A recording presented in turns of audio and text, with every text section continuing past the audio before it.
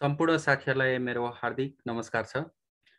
मेरो YouTube channel हेरेर बस्नु हुने साथीहरूलाई मैले विगत केही समयदेखि सूचना सञ्चार र प्रविधिसँग सम्बन्धित विषयवस्तुलाई समेट्दै भिडियोहरू निर्माण गरिरहेको छु।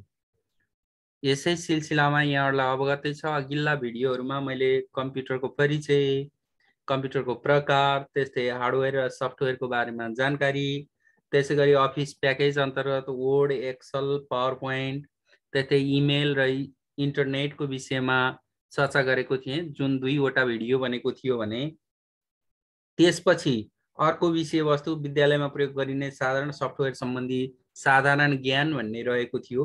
त्योसँग सम्बन्धित रहेर अर्को भिडियो बनाएको थिएँ भने अबको भिडियो तेस्रो खण्ड अन्तर्गतको शिक्षण सिकाइमा सूचना तथा सञ्चार प्रविधिको प्रयोगसँग सम्बन्धित रहेर यो भिडियो निर्माण गर्दैछु।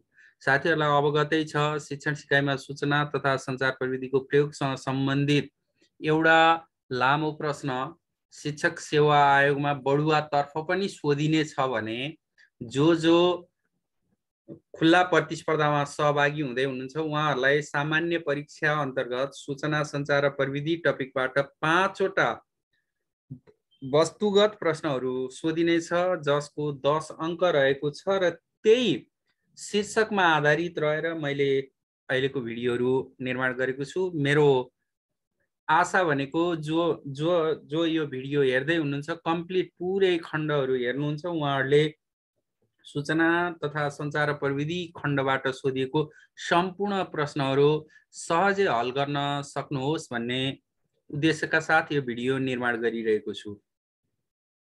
आशा छ यहाँहरूले मेरो यस च्यानललाई सब्स्क्राइब गर्नुहुनेछ र पक्कै पनि कमेन्ट बक्समा कमेन्ट पनि लेख्नुहुनेछ।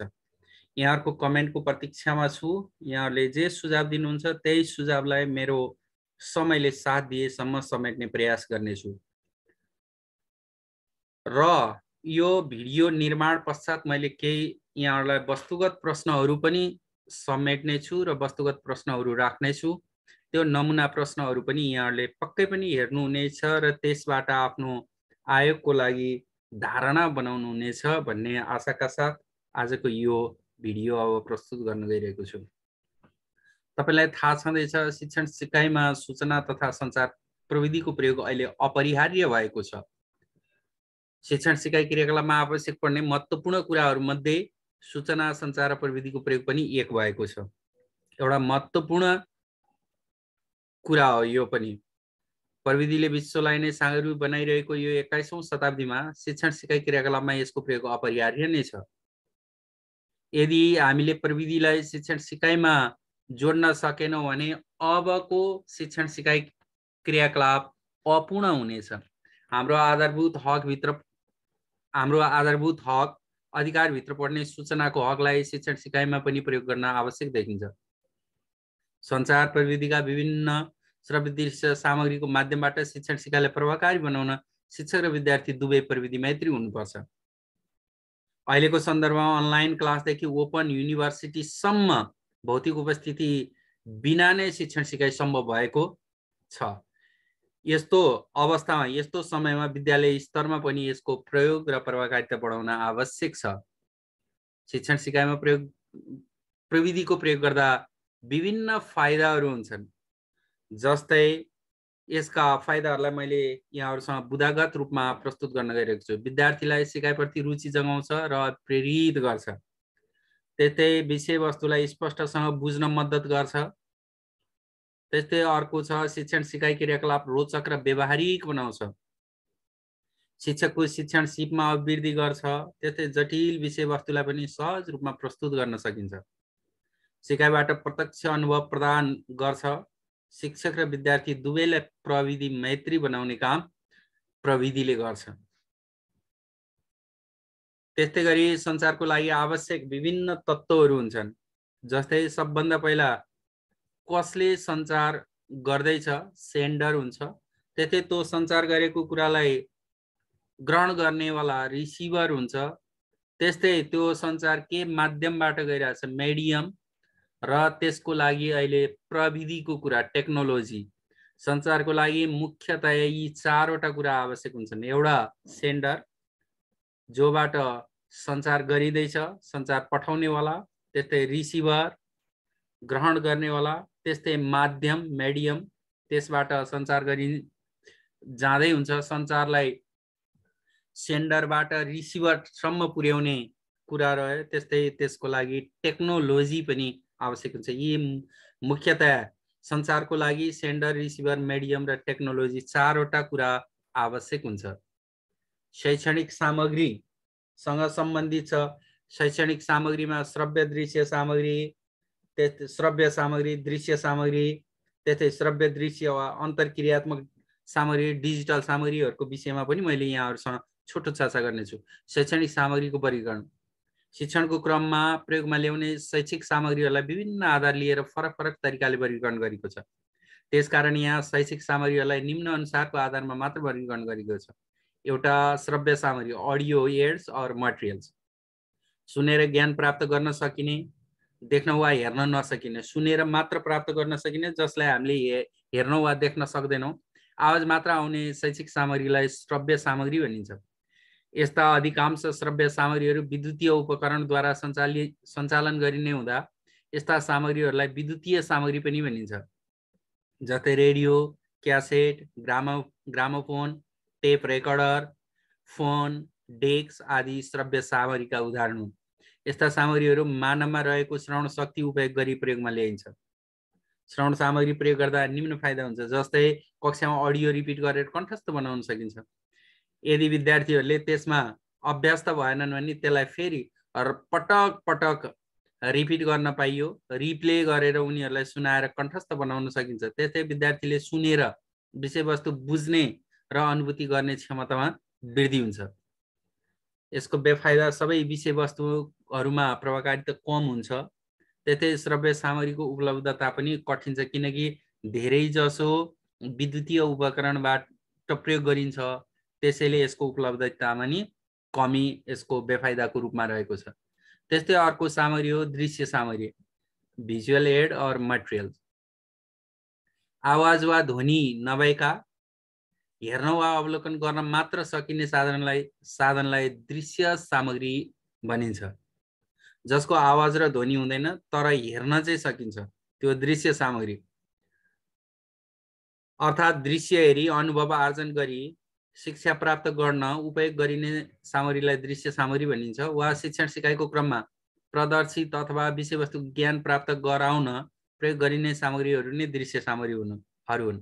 जस्तै नक्सा, globe, photo, slide, overhead projector, गोजी तालिका, फ्ल्याटिन बोर्ड, चित्रहरू, मूर्ति, ग्राफ, विभिन्न मोडल आदि दृश्य सामग्रीका उदाहरण हुन्।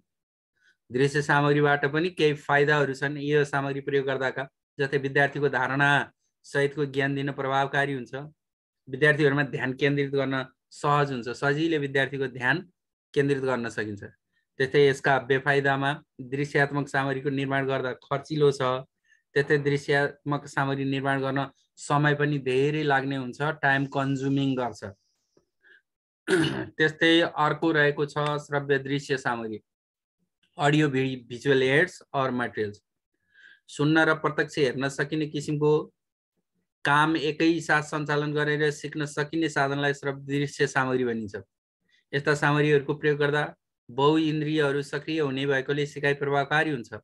नाटक, सिनेमा, भिडियो, टिभी आदि श्रव्य दृश्य शिक्षण सामग्रीका उदाहरण हुन्। श्रव्य दृश्य सामग्रीको प्रयोगले एकातिर विद्यार्थीहरूमा नौलोपन महसुस हुने र कतिपय विषयवस्तुलाई शिक्षक आफैले प्रस्तुत गर्नुभन्दा अन्य स्रोत उपयोग गरी शिक्षण गर्दा बढी प्रभावकारी हुने गर्छ। कतिपय विषयवस्तुलाई जस्ताको तस्तै प्रस्तुत गर्न पनि सकिँदैन।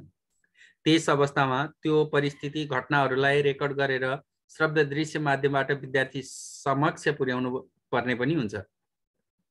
श्रव्य दृश्य सामग्री प्रयोग गर्दा शिक्षणलाई प्रभावकारी र चिरस्थायी बनाउन सकिन्छ, जुन यसको एउटा फाइदाको रूपमा रहेको छ भने अर्को विद्यार्थीहरूको ध्यानाकर्षण बढी हुने हुँदा उपलब्धिपूर्ण सिकाइ हुन्छ, यसलाई उपलब्धिपूर्ण मानिन्छ। यसका केही बेफाइदा पनि छन्। यो प्रविधि मैत्री भएको हुँदा टेक्निकल प्रब्लम धेरै आउँछ।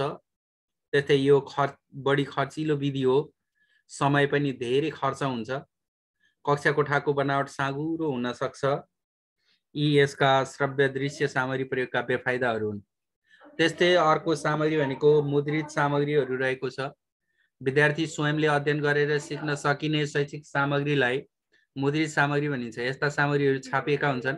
शिक्षण सिकाइ क्रियाकलापहरूलाई गति दिनको लागि यस्ता सामग्रीहरू अति नै उपयोगी हुन्छन्। यस्ता सामग्रीहरूको अभावमा शिक्षण सिकाइलाई अगाडि बढाउन निकै गाह्रो पर्छ। जस्तै पुस्तक, पाठ्यक्रम, शिक्षक निर्देशिका, पत्रपत्रिका, शब्दकोश, विश्वकोश, बुलेटिन, भित्ते पत्रिका आदि मुद्रित सामग्रीका उदाहरणहरू हुन्। त्यस्तै अहिले डिजिटल सामग्रीको प्रयोग पनि अत्यधिक बढेको छ। अर्को शैक्षिक सामग्री अन्तर्गत डिजिटल सामग्री पनि रहेको छ। युट्युब र सोशल मिडिया जस्ता डिजिटल सूचना आदान प्रदान गर्ने प्लेटफर्मको लोकप्रियतामा वृद्धिले डिजिटल सामग्रीको प्रभावकारिता बढेको छ। धेरै युट्युब हेर्ने, विभिन्न सोशल मिडियाहरू हेर्ने प्रविधि बढेको छ। त्यसैले डिजिटल सामग्रीको प्रभावकारिता पनि बढ्दै गएको छ। राम्रो गुणस्तरीय डिजिटल सामग्री बनाउन सक्षम हुने र बनाउने कार्यले आफ्ना दर्शक पाठक श्रोतासम्म पुग्न चाहने जो कोहीको लागि पनि एक महत्त्वपूर्ण अवसर पनि हो। अहिले राम्रो गुणस्तरीय डिजिटल सामग्री बनाउन सकिन्छ भने हामी जो कोही पनि दर्शक पाठक र श्रोतासम्म सजिलै पुग्न सक्छौँ। त्योसँगै डिजिटल सामग्रीको प्रयोगसँग सम्बन्धित कानुनको बारेमा पनि सजग हुने काम आवश्यक भएको छ, किनकि कपिराइटका केसहरू हुन सक्छन्। त्यसैले डिजिटल सामग्री निर्माण गर्दा सजग पनि हुनुपर्ने हुन्छ। हामी हाम्रो सूचनाको मुख्य स्रोतको रूपमा इन्टरनेटमा निर्भर भएका छौँ। धेरैजसो सूचनाहरू हामी इन्टरनेटबाट प्राप्त गर्छौँ। कुनै परियोजना वा रिपोर्टको लागि अनुसन्धान गर्नदेखि लिएर नवीनतम समाचार र सङ्गीत भिडियो हेर्नको लागि सम्म इन्टरनेट प्रयोग गर्छौँ। डिजिटल साक्षरता कौशलहरू मध्येको सबैभन्दा आधारभूत जानकारी खोज्ने क्षमता हो। डिजिटल सामग्री निर्माण गर्ने मात्रै होइन कि डिजिटल सामग्री खोज्ने क्षमता पनि जरुरी हुन्छ। कस्तो खालको हामी शिक्षक भएको नाताले हामीले डिजिटल सामग्री बनाउन नि एउटा त्यो बनाउने क्षमता पनि हुनु पर्यो र त्यसको लागि खोज्न सक्ने क्षमता पनि हामीसँग हुनु पर्यो, जुन एकदमै अपरिहार्य छ। इन्टरनेटको अत्याधिक जानकारी भए पनि सबै सत्य जानकारी मात्रै छैन। इन्टरनेटमा त धेरै जानकारी पाइन्छ, तर ती जानकारीहरू सबै ट्रुथ मात्रै छैनन्। ती जानकारीहरू सत्य मात्रै छैनन्। यसको एक महत्त्वपूर्ण भाग अप्रासङ्गिक वा मिथ्या पनि छ। झुटा समाचारहरू, झुटा जानकारीहरू पनि राखिएका छन्। त्यसबाट कुन चाहिँ सत्य हो र कुन चाहिँ मिथ्या खालको त्यो पनि छुट्याउनु पर्ने जरुरी छ। आवश्यक सामग्री प्राप्त गरेपछि यो सामग्री उपभोगको लागि उपयुक्त छ कि छैन भनेर जाँच गर्न सक्षम हुनु पनि आवश्यक छ। यसरी यी गुणहरू हासिल गर्न सकेको खण्डमा हामीले डिजिटल सामग्रीलाई पनि शिक्षण सिकाइमा सजिलै प्रयोग गर्न सक्छौँ। त्यस्तै यी इलेक्ट्रोनिक लाइब्रेरी, यी लाइब्रेरीको बारेमा मैले थोरै यहाँहरूसँग चर्चा गर्न गइरहेको छु। यी लाइब्रेरी भन्नाले विद्युतीय माध्यमबाट सञ्चालित पुस्तकालय हो, जहाँ अध्ययन, अनुसन्धान तथा खोजको लागि विभिन्न जानकारीहरू इन्टरनेटको माध्यमबाट प्राप्त गर्न सकिन्छ। जुनसुकै स्थान र समयमा पनि आफूलाई आवश्यक पर्ने पुस्तक, लेख तथा अन्य विषयवस्तुको जानकारी आफू भएको स्थानबाट खोज्न र प्रयोग गर्न सकिने भएकोले यी लाइब्रेरीको माग र प्रयोग बढ्दो छ। साउन्ड, ग्राफिक्स र मोसन भिडियोहरू डिजिटल डाटाको माध्यमबाट प्रयोग गर्न सकिन्छ। विशेषतः इन्टरनेट उपलब्ध नहुँदा पनि वेब सर्भर सिस्टमबाट यी लाइब्रेरी प्रयोग गर्न सकिने भएकोले यसको महत्त्व बढ्दै गएको छ। एक त हामीले अनलाइनबाट प्राप्त गर्न सक्छौँ भने वेब सर्भर मार्फत पनि यी लाइब्रेरीको प्रयोग गर्न सकिन्छ। यी लाइब्रेरीको सुरुवात सन् 1971 मा भएको हो। त्यतै यी लाइब्रेरीमा प्राप्त बुकहरूलाई हामीले ई बुक भन्छौँ। ई बुक भन्नाले डिजिटल रूपमा रूपान्तरित किताब हो, जसको प्रयोग विद्युतीय माध्यमबाट गरिन्छ। www.pdfdrive.com मा हालसम्म अपलोड गरिएका सबै डिजिटल बुकहरू अथवा ई बुकहरू पाइन्छ। साइट एकदमै उपयोगी साइट हो, www.pdfdrive.com। त्यस्तै शिक्षण सिकाइ क्रियाकलापमा सूचना तथा सञ्चार प्रविधिको प्रयोग गर्दा हामीले केही कुराहरूमा ध्यान दिनुपर्ने पनि हुन्छ। ती हामीले ध्यान दिनुपर्ने कुराहरू सिकारुको वास्तविक रुचि र आवश्यकता बुझ्नुपर्छ। उसको रुचि के छ, उसको आवश्यकता के छ, त्यतै अनेकार्थक वा अर्थ स्पष्ट नभएको अस्पष्ट भाषा र शब्दको प्रयोग गर्नु हुँदैन। त्यस्तै आफ्नो कुरा स्पष्ट पार्न प्रभावकारी सञ्चार माध्यमको प्रयोग गर्नुपर्छ। आफूले सन्देशवाहकको रूपमा कार्य गर्दा विद्यार्थीबाट सधैँ पृष्ठपोषण लिनुपर्छ। यसबाट सञ्चारको प्रभावकारिता थाहा हुन्छ। त्यतै विद्यार्थीहरूसँग व्यवहार गर्दा दोहोरो र पूर्ण सञ्चार प्रणाली अपनाउनुपर्छ। सञ्चारको माध्यममा विविधता ल्याउनुपर्छ। एकरो वा अस्पष्ट सञ्चार प्रवाह गर्नु हुँदैन। यदि कुनै कुरामा दुविधा वा अस्पष्टता भएमा प्रश्न पारिदिनुपर्छ। यति कुरा हामीले सूचना तथा सञ्चार प्रविधिको प्रयोग गर्दा याद गर्नुपर्छ। त्यतै शिक्षण सिकाइमा सूचना तथा सञ्चार प्रविधि प्रयोगका केही जटिलता र चुनौतीहरू पनि छन्। जस्तै प्रविधि मैत्री शिक्षक तालिमको अभाव छ। सबैलाई ती सामग्रीहरू प्रयोग गर्ने अथवा त्यसलाई निर्माण गर्ने त्यो सिप छैन। प्रविधिको विकास र प्रयोगमा प्राविधिक समस्या छ। सूचना र सञ्चार प्रविधि महँगो र खर्चिलो छ। त्यसैगरी आवश्यक भौतिक पूर्वाधार जस्तै भवन, कक्षा कोठा आदि प्रविधि मैत्री छैन। नयाँ टेक्नोलोजी परीक्षण र प्रयोगमा जनशक्तिको अभाव छ। त्यतै शिक्षालाई प्रविधिसँग जोडेर फाइदा लिन सक्ने नीतिको पूर्ण रूपमा निर्माण र कार्यान्वयन छैन। यी शिक्षण सिकाइ क्रियाकलापमा सूचना तथा सञ्चार प्रविधि प्रयोगका जटिलता वा चुनौतीका रूपमा रहेका छन्। त्यस्तै शिक्षण सिकाइ क्रियाकलापमा प्रविधिको विकास र व्यवस्थापनको लागि गर्नुपर्ने कार्यहरू पनि रहेका छन्। हामीले शिक्षण सिकाइ क्रियाकलापलाई प्रभावकारी बनाउन प्रविधिको विकास र व्यवस्थापनको लागि निम्न कार्यहरू गर्नुपर्ने हुन्छ। जस्तै सबै स्तरका शिक्षकलाई तहगत विषयगत रूपमा प्रविधि मैत्री तालिमको व्यवस्था गर्नुपर्छ। प्रविधिको विकास र व्यवस्थापनमा राष्ट्रको लगानी वृद्धि गर्नुपर्ने। त्यस्तै प्राविधिक जनशक्तिको निर्माणमा जोड दिनुपर्ने। कक्षा कोठा, भवन आदि प्रविधि मैत्री हुने गरी निर्माण गर्नुपर्ने। शैक्षणिक सामग्री उत्पादन, निर्माण र प्रयोगमा प्रविधिको विकास गर्नुपर्ने। सबै स्तरका शिक्षकलाई तहगत विषयगत रूपमा प्रविधि मैत्री तालिमको व्यवस्था गर्नुपर्ने। त्यस्तै प्रविधिको विकास र व्यवस्थापनमा राष्ट्रको लगानी वृद्धि गर्नुपर्ने। प्राविधिक जनशक्ति निर्माणमा जोड दिनुपर्ने। कक्षा कोठा, भवन आदि प्रविधि मैत्री हुने गरी निर्माण गर्नुपर्ने। शैक्षणिक सामग्री उत्पादन, निर्माण र प्रयोगमा प्रविधिको विकास गर्नुपर्ने। त्यतै लेटेस्ट टेक्नोलोजीको अधिकतम प्रयोग गरी प्रविधि मैत्री शैक्षिक वातावरणको निर्माण गर्नुपर्ने।